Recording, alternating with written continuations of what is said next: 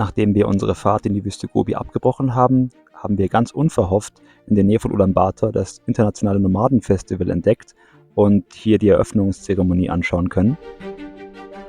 Außerdem durfte sogar Müri später noch ein bisschen mittanzen und im Anschluss ging es noch zur großen Genghis Khan-Statue. Hi, wir sind Andi und Müri und mit unserem selbst ausgebauten Wohnmobil Jenny dokumentieren wir hier unsere Reise nach Asien. Hallo und Senbeno aus der Mongolei. Nachdem wir unsere abenteuerliche Fahrt in die Wüste Gobi abgebrochen hatten aufgrund schlechten Wetters, haben wir uns zum Entspannen erstmal diesen wunderschönen Spot gesucht. Das brauche ich nachher zum Nachrühren, wenn der Teig wieder Klumpen bildet. Genau. Ich gucke jetzt mal. Der erste Pfannkuchen wird nie gut. Du kannst doch nicht den ersten Pfannkuchen filmen. Du musst filmen, wenn es schon läuft. Nicht jetzt am Anfang, das wird scheiße. Der ist meistens eher so eine Art Kaiserschmarrn. Der wird zerhackt und dann esse ich ihn heimlich, dass keiner sieht. Die Sonne geht unter und das Essen ist angerichtet. Und wieder ist zu sehen, der eine gute Pfannkuchen. Nein, es gibt sogar noch einen hier. Und ich würde sagen, das hatten wir, seitdem wir losgefahren sind, nicht. Das sind die ersten Pfannkuchen der Weltreise. Weil Andi ist nämlich der Pfannkuchenmaker. Aber ich darf hier nicht drin machen, weil drin dann alles stinkt und das Fett rumspritzt. Okay, dann probiert mal, wie es schmeckt. Ich habe einen Hafen hier gefangen. Also das ist eine Hot Chicken Ramen mit 2 times Spicy und ich habe vom Bulldog, ich habe nur 1/3 von der Spiciness reingetan und es ist so heiß, mir brennt alles weg. Ich habe das geschenkt bekommen von einem Südkoreaner im letzten Jutencamp. Der Typ war voll nett, so goldig, der war sehr betrunken und hat dann gesagt, okay, morgen geht's nach Hause, ich habe noch eine Suppe übrig. Hier, nimm diese milde Suppe. Gastgeschenk. Und er ist zwischen den Klöten rumgelaufen und hat mir dann gesagt, oh, es ist zu spicy gewesen für ihn. Und er ist Südkoreaner. Okay, das war ein Vorurteil, aber es ist auch scharf. Müri, bist du stolz auf deine Kreation? Weiß ich nicht ob es schmeckt. Dann eröffne doch mal deinen Nudelauflauf im Omnia-Ofen. Okay. Aber der unseren. Boah, geil. Wie da viel Käse dran hängt.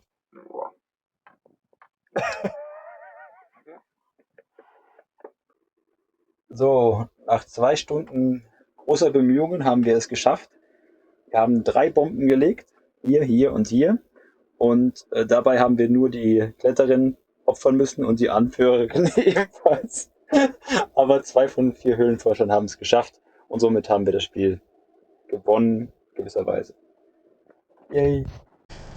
Heute regnet es, weil wir gestern zu faul waren, unsere Sachen abends reinzuräumen. Ist jetzt alles nass. Das heißt, wir haben eine komplett nasse Karre. Geil. Die Stimmung ist scheiße.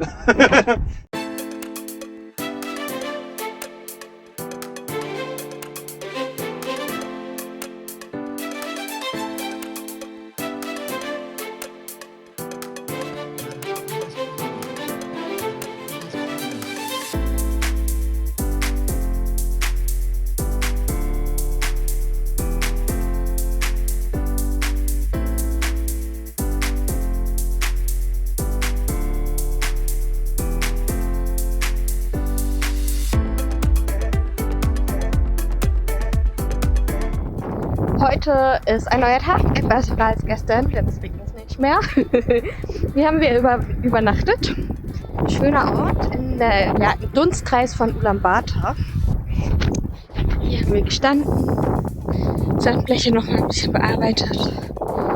Und ja, ist noch ein bisschen bewölkt, aber wenigstens regnet es nicht mehr.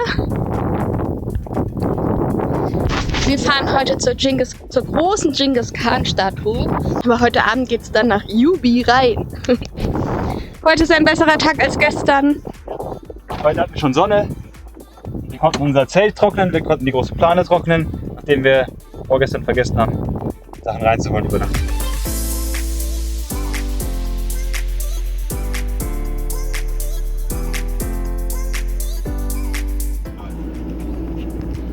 Also wir haben gerade versucht, Wasser zu tanken. Wir haben 2 Wasserhäuser angefahren. Das erste wurde mittlerweile abgerissen. Das zweite ist anscheinend permanent geschlossen. Und ich frage mich jetzt, wie die Leute hier an ihr Wasser kommen. Meine Vermutung ist, dass die Leute mittlerweile alle Wasseranschlüsse auf ihren Grundstücken haben, was ja auch eine gute Sache ist. Was haben wir hier entdeckt? Wir haben nur eine Menge parkende Autos gefunden mit einem abgezäunten Bereich, in dem 100 krasse Zelte stehen, so auch traditionell mit schönen Mustern. Die Leute, die steigen hier, also die stehen gerade auf, noch ein bisschen früh. Und wir dachten, wir checken mal ab die Lage. Aber ich höre auch schon irgendwie Gesänge. Ja. Hört sich ganz mystisch und spannend an. Da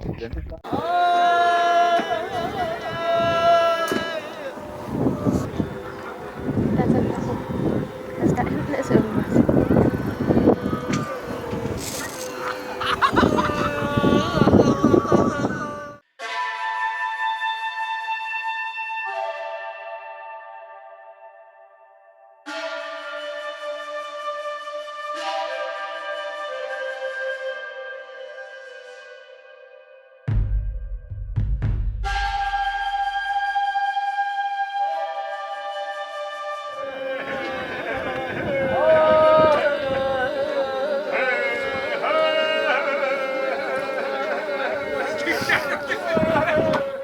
Es ist gerade ein super netter Einheimischer auf uns zugekommen und hat uns erklärt, dass das hier ein traditionelles Sportevent ist. Wir gehen jetzt mal von Ringen aus. Das ist alles super spannend, weil sich gerade alle irgendwie so ganz traditionell mit Gesängen drauf einschwören und von Zelt zu Zelt pilgern. Er hat uns aber verraten, dass wir, wenn wir 10 Kilometer östlich fahren, nochmal auf dem Nadam-Festival mit Pferden und Adlern vorbeikommen. Und ich glaube, das werden wir ganz spontan machen. Wo fahren wir hin? Großen Events mit Horses and Eagles. Also er meint Pferde und Adler. Oh. Und es gibt extra eine Straße, die dahin führt. Finden wir gut. Wir haben den Dirt Road doch noch gefunden. Noch 4 Kilometer. Wobei, der sieht gut aus. Es ist so viel los. Der sieht richtig gut aus. Alle fahren dahin. Also, es kommt nicht so rüber auf der Kamera, aber es ist da hinten ist eine riesen Zeltstadt und nebendran rechts nochmal eine riesen Zeltstadt. Wir werden jetzt hier erstmal parken und dann ein Stückchen rüberlaufen, aber es ist ultra viel los. Wir haben wieder unseren neuen Lieblingssnack. Ja, ich habe den Namen leider nicht aussprechen können wieder mal. Aber es ist dieses super leckere Fleisch in diesem Teig. Gibt es Und für Eis. 2.500, das ist weniger als Weniger ein als Euro. ein Euro, Ja, sagen wir 80 Cent. Ja. Hier sind überall Pferde. Das ist das schönste Festival, auf dem ich je war. Da und da hinten auch. Und überall gibt es Fressstände, sehr leckere Sachen und alle möglichen Plastiksachen werden verkauft.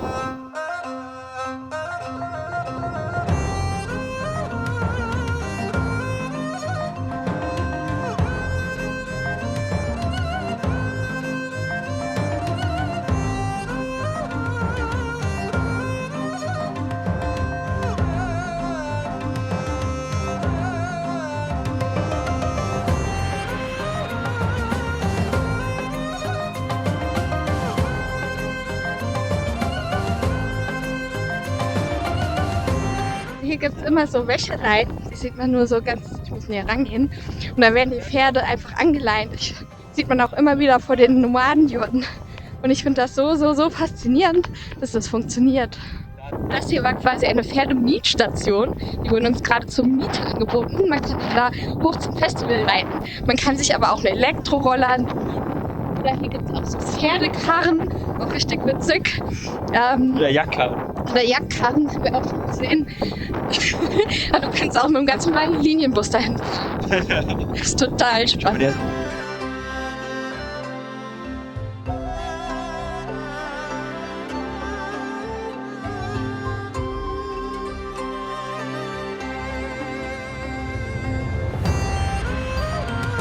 Im Nachhinein hat sich für uns aber herausgestellt, dass die Pferde überhaupt nicht zum Mieten waren, auch die Karren nicht, sondern dass das zum Fest dazugehört hat und das Ganze kostenfrei angeboten wurde.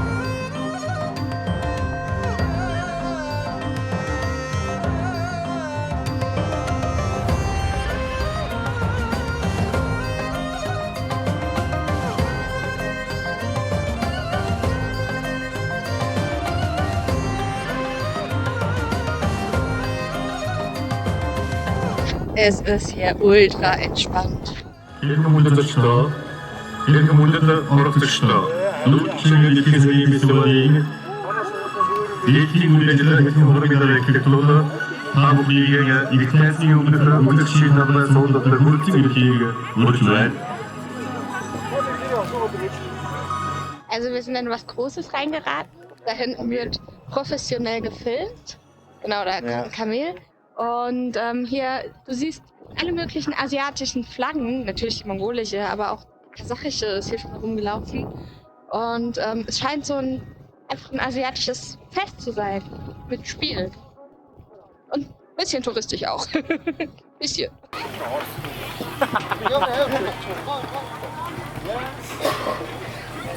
Die kulinarische Reise geht weiter. Happy. Was ist das? Das ist Cow oder Beef. Mit? Mit Salat offensichtlich. Auf jeden Fall hast du es ja eben als Yak übersetzt, ne? Vielleicht ist es auch Yak. Nee, wir haben das bestellt. Wir hatten an diesem Tag so viel Glück, denn wir wussten gar nichts von diesem Festival. Und als wir dort ankamen, war direkt eine riesengroße, fast zweistündige Eröffnungsshow, wo die Mongolinnen und Mongolen wirklich alles gegeben haben. Das Ganze wurde sogar auf Englisch übersetzt.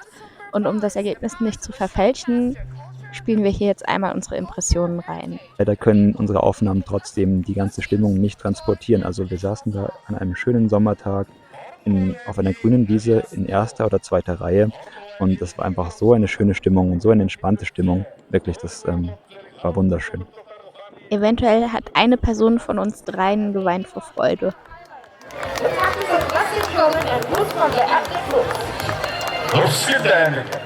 Русский аймаг зургаан усаатны ард линдо хоор цаапрын логийн хөтөлбөрийн тоглох цаапрын төмний хойн амьдрал хориг уулын үсгэлийг Монгол бүх хогос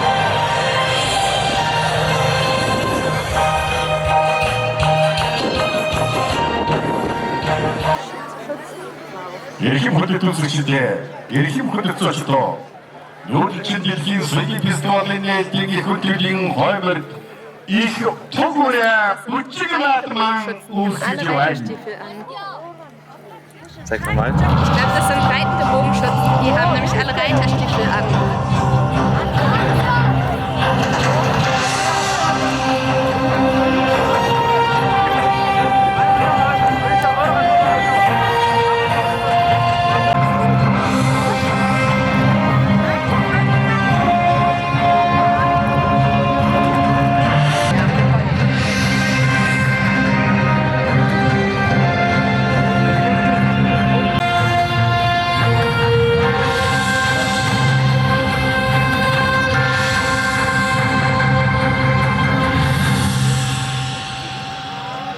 Republic of Colombia has came to the Nomad Cultural Festival. Hier sieht man auch die deutsche Flagge, denn es war das internationale Nomadenfestival und so war auch eine deutsche Delegation an Nomaden am Start.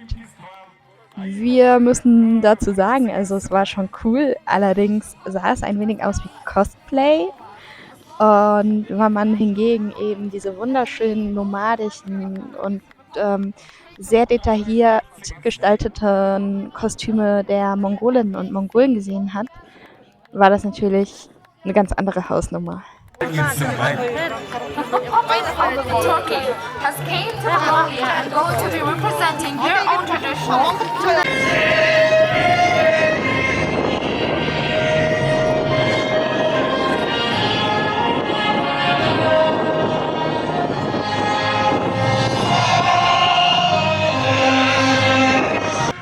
Als die mongolische Nationalhymne gespielt wurde, sind wirklich alle aufgestanden und haben voller Stolz mitgesungen.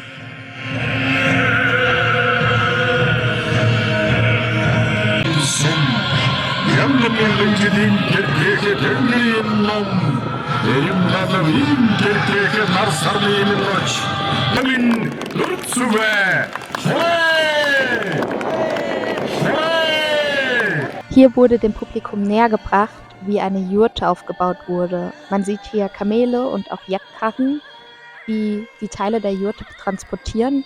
Und innerhalb dieser Show wurde eine Jurte aufgebaut und das ging wirklich schnell. Innerhalb von Minuten stand da eine aufgebaute Jurte.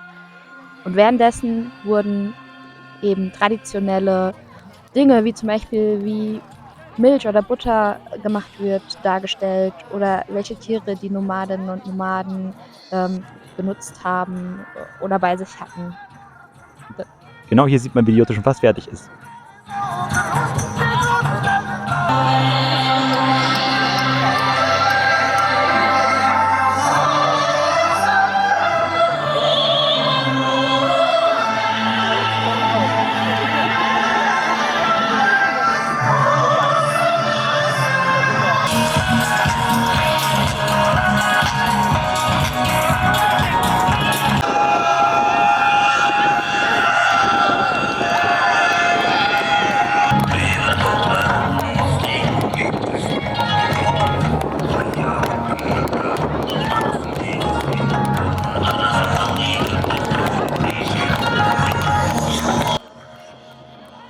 An dieser 2-stündigen Performance haben über 880 Darsteller mitgewirkt.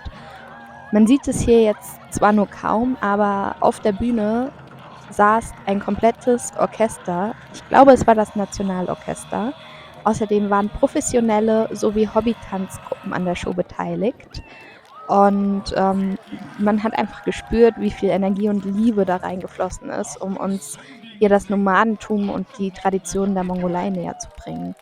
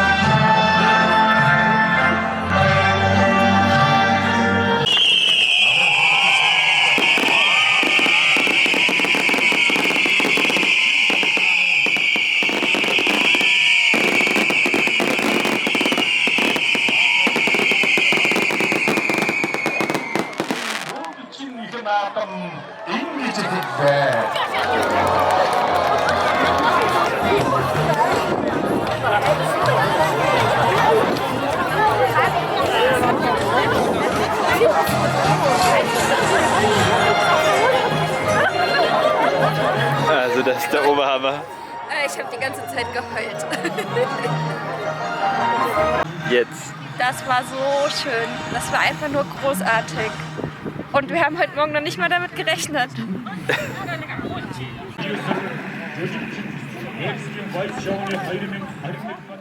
Nach der Eröffnungsfeier haben sich alle Gruppen auf dem riesengroßen Gelände verstreut, was dafür gesorgt hat, dass die Atmosphäre einfach unfassbar entspannt war. Und die Gruppen haben ihre Künste nochmal dargeboten. Unter anderem konnte man zum Beispiel mittanzen oder den Kunstreitern beim Reiten zusehen.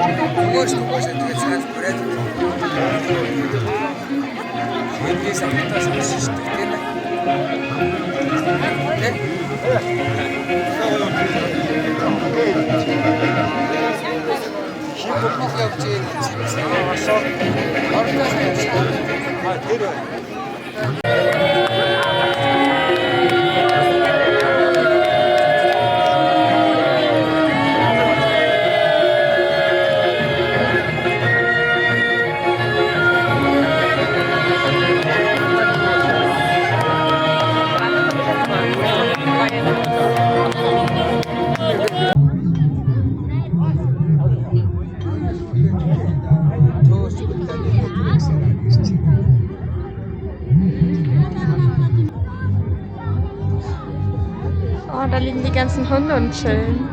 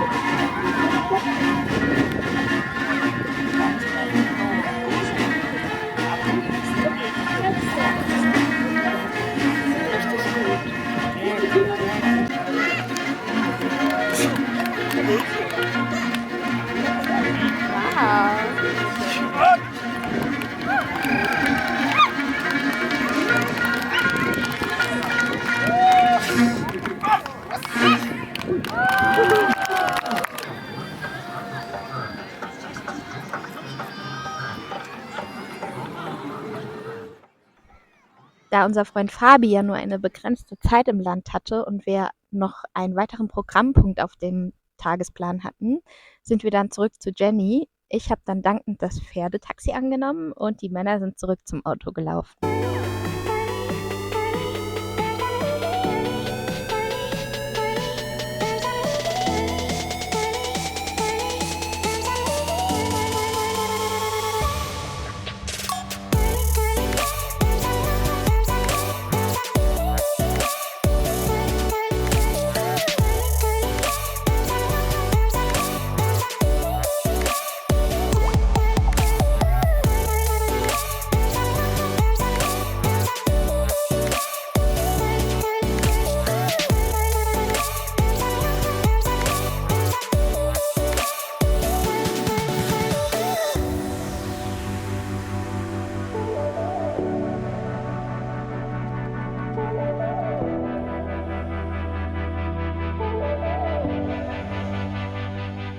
Also wir sind jetzt an der Genghis Khan Statue, also in dem Gebäude, wo diese ganz, ganz große Statue draufsteht. Der Eintritt hat ungefähr 5 € gekostet pro Person. Ja. Und ja, jetzt sind wir gespannt, was es hier drin so gibt. Hat übrigens bis 8 Uhr auf und nicht wie in Google steht bis 6. Wir sind hier in einer nachgestellten Jurte und ich frage mich, wie viel man das hier gekauft hat. Vielleicht hat man da noch Butter gestampft oder so. Oder Getreide klein gemacht. Und hier gibt es noch mehr so coole Sachen. Auch hier gibt es solche Behälter. Ich weiß nicht, vielleicht hat man... Ich gehe davon aus, man hat damit Butter oder so gemacht. Gibt es hier in allen Formen und Größen. Oh. Cool. Hier hinten einfach ein Teppich. In Karakorum haben wir schon gelernt, dass das Reich von Genghis Khan und seinen Nachkommen um 1290, glaube ich, also 1290, glaube ich, am weitesten ausgebreitet war. Da war sogar ganz China noch mit dabei. Und im Westen ging es bis in die Türkei. Das war ein riesiges Reich. Ist dann allerdings nach dem Tod dieses letzten Nachkommen, ich glaube um das Jahr 1300, dann zu Bruch gegangen und sofort zerfallen. Ja. Und ja, dann hat der tibetische Buddhismus das Land übernommen. Genau, die Chinesen haben dann die Mongolei erobert.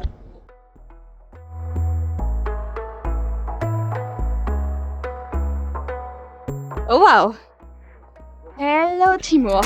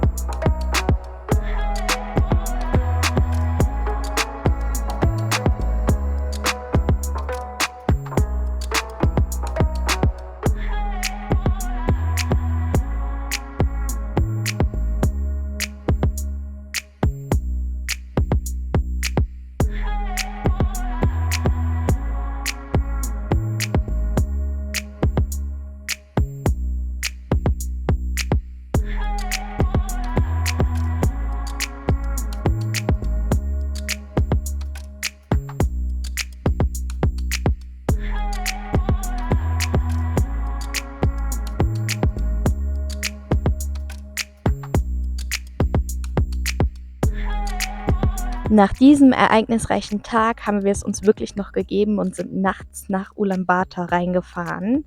Aber da geht's beim nächsten Mal weiter. Jetzt sagen wir erstmal Ciao, Tschüss und auf Wiedersehen.